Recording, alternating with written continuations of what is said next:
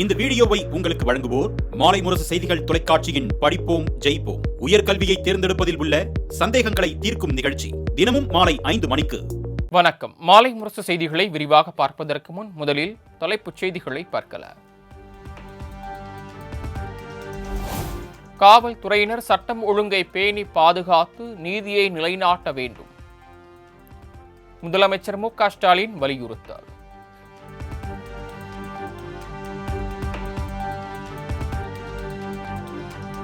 சிவகங்கை மடப்புறத்தில் அடித்து கொல்லப்பட்ட நபர் என்ன தீவிரவாதியா? அவரை ஏன் தூக்கிச் சென்று அடித்து கொலை செய்தீர்கள்? காவல்துறையினருக்கு உயர்நீதிமன்ற மதுரை கிளை நீதிபதிகள் சரமாரி கேள்வி.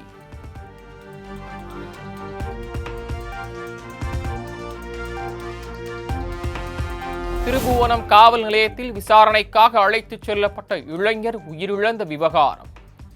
ஏற்கனவே காவலர்கள் 6 பேர் பணியிடை நீக்கம் செய்யப்பட்ட நிலையில் வழக்கு விசாரணையை சிபிசிஐடிக்கு மாற்றி டிஜிபி சங்கர் ஜிவால் உத்தரவு.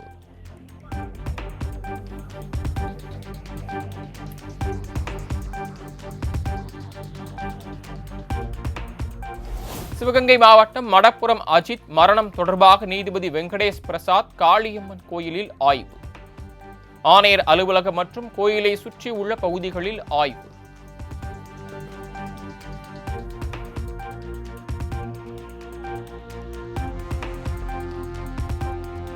திருபுவனம் லாக்அப் கொலை சம்பவம் தொடர்பாக ஆய்வு செய்துவிட்டு திரும்பிய நீதிபதியின் காரை வழிமறித்த மக்கள்.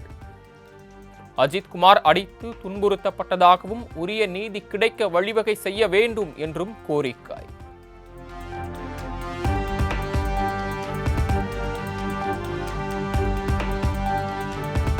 சிவகங்கை அஜித்குமார் மரண வழக்கில் குற்றவாளிகள் யாராக இருந்தாலும் நடவடிக்கை எடுக்கப்படும். தூத்துக்குடி துப்பாக்கிச்சூடு வழக்கில் அதிமுக அரசு என்ன நடவடிக்கை எடுத்தது என்றும் திமுக செய்தி தொடர்பாளர் TKS இளங்கோவன் கேள்வி.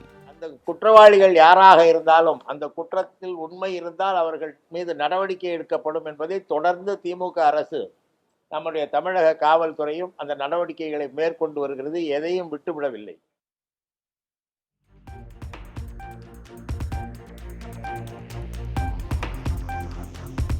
தமிழகத்தில் நடைபெறும் காவல் நிலைய மரணங்களை வேடிக்கை பார்த்து கொண்டிருப்பதுதான் முதலமைச்சரின் வேலையா? காவல்துறை பாதுகாப்புடன் திமுக கொடி கட்டிய வாகனத்தில் அஜித்குமாரின் உறவினர்கள் அழைத்துச் செல்லப்பட்டது ஏன் என்றும் பாஜக மாநில தலைவர் நயினார் நாகேந்திரன் சரமாரி கேள்வி.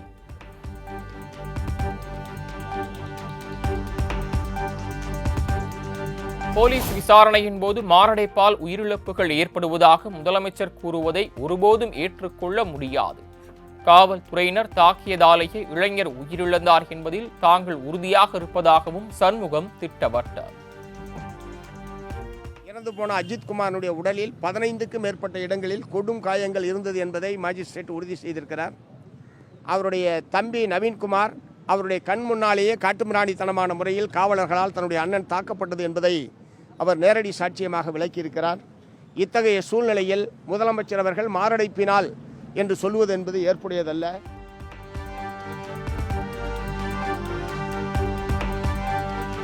தமிழகத்தில் இனி எந்த காரணத்தை கொண்டும் காவல் நிலைய மரணங்கள் நிகழக்கூடாது. பலமுறை சுட்டிக்காட்டியும் உயிரிழப்புகள் தொடர்கதையாகி வருவது கவலை அளிப்பதாகவும் விடுதலை சிறுத்தைகள் கட்சி தலைவர் திருமாவளவன் வேதனை. இப்படி உயிரிழப்பு நேர்வதை தடுப்பதற்கு தமிழ்நாடு அரசு காவல்துறையினருக்குரிய வழிகாட்டுதல்களை தர வேண்டும். எந்த காரணத்தை முன்னிட்டும் கஸ்டோடியல் டெத் என்பது நிகழக்கூடாது. அடுத்தடுத்து சம்பவங்கள் நிகழ்கிற போது நாம் சுட்டிக்காட்டி வருகிறோம். ஆனால் இது தொடர்கதையாக நீடிக்கிறது, கவலை அளிக்கிறது.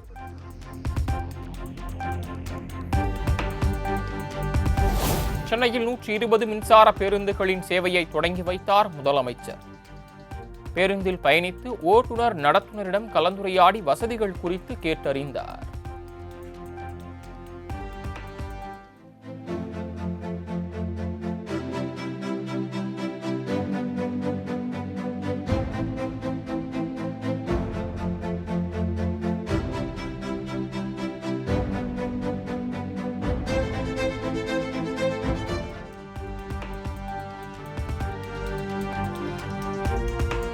திமுக திமுக அரசின் புரிந்துணர்வு ஒப்பந்தங்களால் தமிழ்நாடு தொழில்துறையை நிலைகுலைய செய்துள்ளது. பல்வேறு தொழில் முனைவோர், இளைஞர்கள், முதலீட்டாளர்கள் வேறு இடங்களை நாடும் நிலை ஏற்பட்டுள்ளதாக எடப்பாடி பழனிசாமி குற்றச்சாட்டு.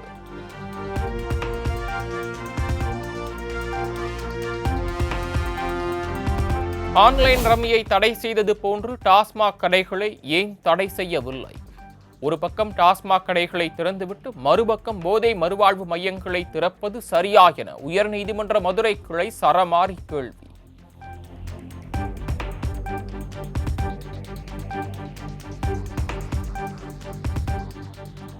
தமிழ் திரைப்பட தயாரிப்பாளர் சங்கம் மற்றும் பெப்சி இடையிலான பிரச்சினைகளுக்கு தீர்வு காண மத்தியஸ்தரை ஏன் நியமிக்க கூடாது? ஜூலை 2ஆம் தேதி 2 சங்கங்களும் உரிய பதிலளிக்க சென்னை உயர்நீதிமன்றம் உத்தரவு.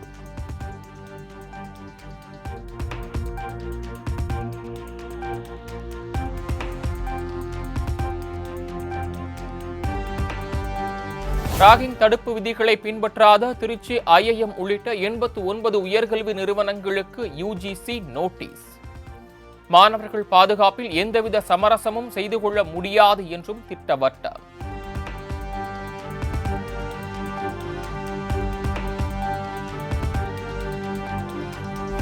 திருநெல்வேலி மாவட்டத்திற்கு ஜூலை 8ஆம் தேதி உள்ளூர் விடுமுறை. நெல்லையப்பர் கோயில் தேர் திருவிழாவையொட்டி மாவட்ட ஆட்சியர் சுகுமார் அறிவிப்பு.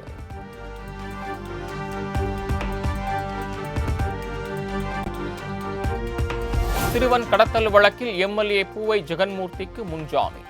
உயர்நீதிமன்ற உத்தரவை எதிர்த்து தொடரப்பட்ட மேல்முறையீட்டு வழக்கில் உச்சநீதிமன்றம் உத்தரவு.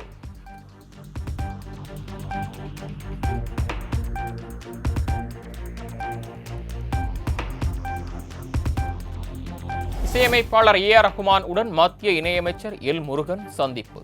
திருவள்ளூரில் உள்ள ரகுமானின் ஸ்டுடியோவில் 1 மணி நேரத்திற்கு மேலாக சந்தித்து கலந்துரையாடல்.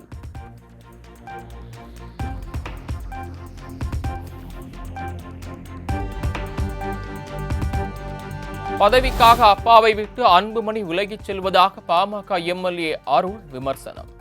எதிர்காலத்தில் தமிழ் பண்பாட்டிற்கு அன்புமணி தவறான முன் உதாரணம் ஆகிவிடக் கூடாது என்றும் பேட்டி. பதவிக்காக பெத்த அப்புறம் விட்டு இன்னொன்னு எனக்கெல்லாம் பயமா இருக்கு. எதிர்காலத்துல எவ்வளவு அன்புமணி அவர்கள் ஒரு தவறான உதாரணமா மாறி விடுவோம்னு பயமா இருக்கு.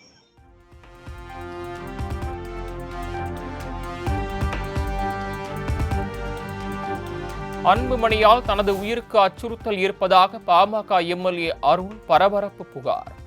கூட்டணி குறித்து பேசும் அதிகாரம் ராமதாஸுக்கு மட்டுமே இருப்பதாகவும் பேட்டி. பேட்டியில உங்களுக்கு அச்சுறுத்தல் இருக்கிற மாதிரி சொல்லியிருந்தீங்க. உறுதி அச்சுறுத்தல் இருக்கு. உறுதி அச்சுறுத்தல்.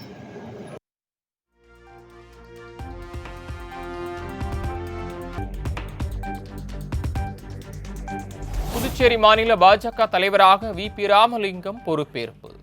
தேசிய பொதுச் செயலாளர் தருண் சுக் முன்னிலையில் நடைபெற்ற நிகழ்ச்சியில் மாநில துணைத் தலைவர் ஜி.என்.எஸ். ராஜசேகரன், அமைச்சர் நமச்சிவாயம் ஆகியோர் பங்கேற்பு.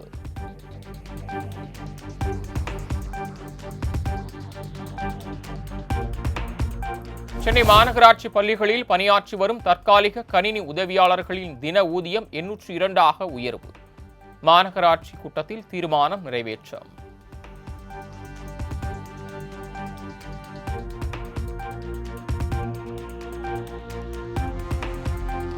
சென்னையில் 8 இடங்களில் குழாய் மூலமாக வீடுகளுக்கு கேஸ் விநியோகம் செய்ய மாநகராட்சி அனுமதி. 27 இடங்களில் திட்டத்தை செயல்படுத்த டிட்கோ அனுமதி கோரிய நிலையில் 8 இடங்களுக்கு மட்டும் அனுமதி.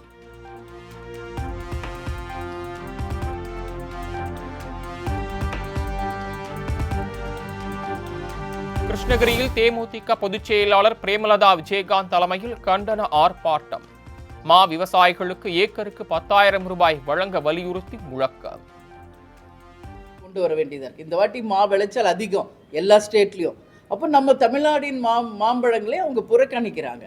அப்போ இங்கே இருக்கிற விவசாயிகளுக்கு இந்த அரசு என்ன பண்ணியிருக்கு? அப்போ மானியம் தாங்க, அதான் நான் கேட்டிருக்கேன். ஒரு ஏக்கருக்கு 10,000 ரூபாய் மானியம் தரணும்.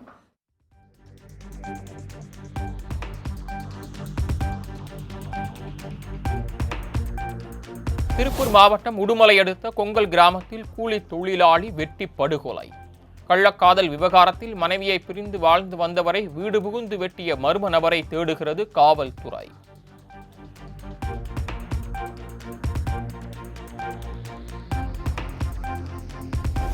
நில எடுப்பு வட்டாட்சியர் மற்றும் 2 இடைத்தரகர்கள் என 3 பேர் கைது.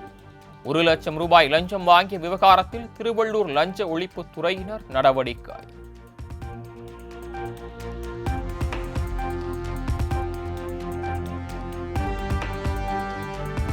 கோவையில் மூடப்பட்ட தேசிய பஞ்சாலைகளை திறக்க வேண்டும். மத்திய ஜவுளித்துறை இணையமைச்சர் பபித்ரா மார்கட்டாரியாவை மத்திய தொழிற்சங்கத்தினர் நேற்று சந்தித்து வலியுறுத்தல்.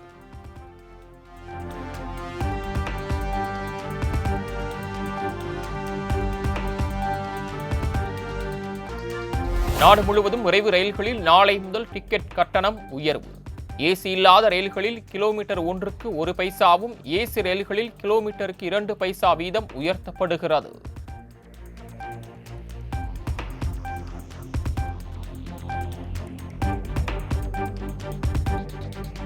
பிரதமர் நரேந்திர மோடி 8 நாள் அரசுமுறை பயணமாக ஜூலை 2ஆம் தேதி வெளிநாடுகளுக்கு சுற்றுப்பயணம்.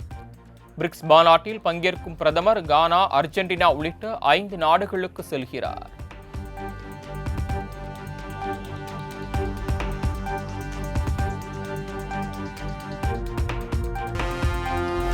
பெல்ஜியமில் நடந்த GT3 சாம்பியன்ஷிப் கார் பந்தயம். நடிகர் அஜித் குமாரின் ரேசிங் அணி முதலிடத்தை பிடித்து அசத்தல்.